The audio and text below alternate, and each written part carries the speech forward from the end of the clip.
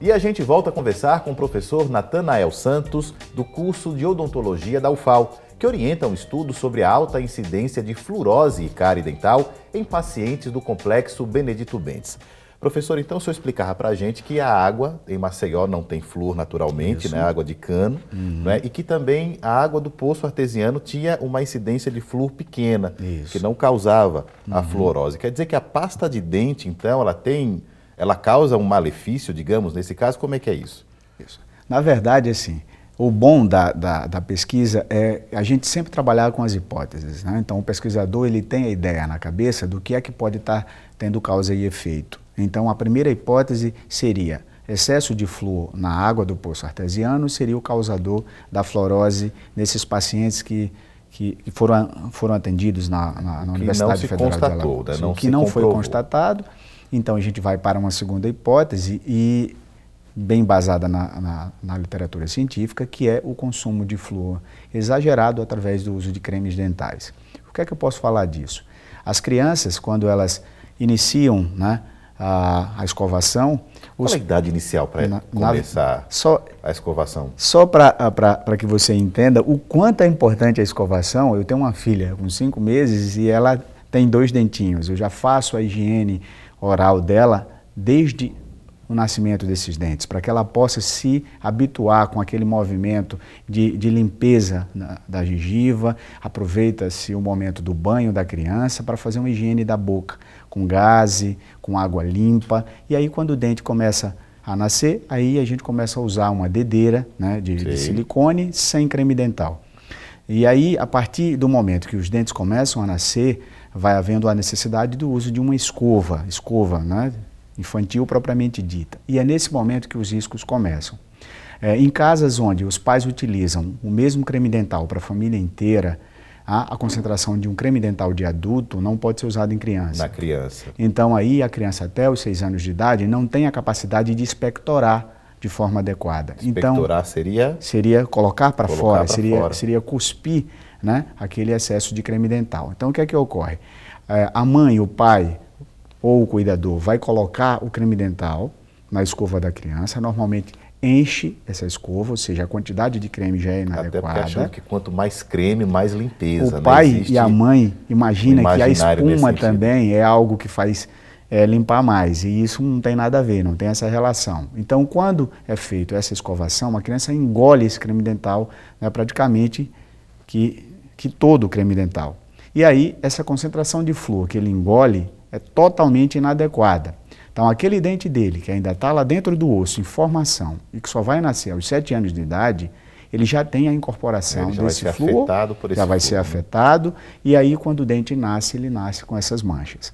Então, as grandes recomendações são relacionadas a uma quantidade de pasta muito pequena na escova e a concentração de flúor ideal. Existem hoje várias marcas comerciais com concentrações de flúor para crianças, inclusive as abaixo de 2 anos de idade, nem flúor elas precisam usar na pasta. Então usar uma pasta sem flúor. Que as crianças utilizem uma pasta adequada para elas até essa idade. De que idade, por exemplo? Isso, de 0 a 2 anos, sem flúor. De 0 a 2 anos não é recomendado, que não pode usar flúor. Isso, apenas a utilização da própria limpeza com a gaze, com água, faz com que esses dentes tenham uma remoção da placa bacteriana, que é o grande causador da cárie.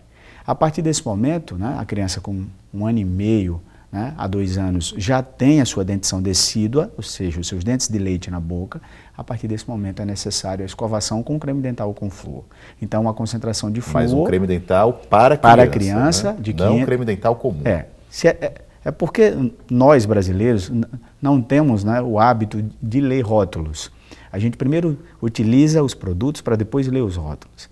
Então, a gente tem isso como uma grande falha nossa. Se a gente virasse a caixa do creme dental, iríamos ler a composição e as crianças acima de 2 anos usariam um creme dental de 500 ppm de flúor, que seria uma concentração, né, de flúor ideal para que não causasse a fluorose dentária. Isso é interessante colocar, professor, porque muitas vezes o rótulo ele não vem dizendo para criança, não é? Até porque no imaginário também a ideia de que para a criança é mais caro, então a família vai gastar mais. Então tem que ver a quantidade de ppm. Tem que ver a quantidade, isso, ppm que é parte por por milhão de flúor. Então as crianças de 2 anos, de 2 a 6 anos não devem usar. Antes de 2 anos, sem flúor. De 2 a 6 anos. De 2 a 6 anos, de 500 ppm de flúor. Quando a criança tem uns 6 anos de idade, os dentinhos da frente, já de caráter permanente, vão nascer, e aí é necessária uma concentração de flúor um pouco maior. Aí é onde entram os cremes dentais de 1.000, de 1.100, tá? E de 1.200 ppm de flúor.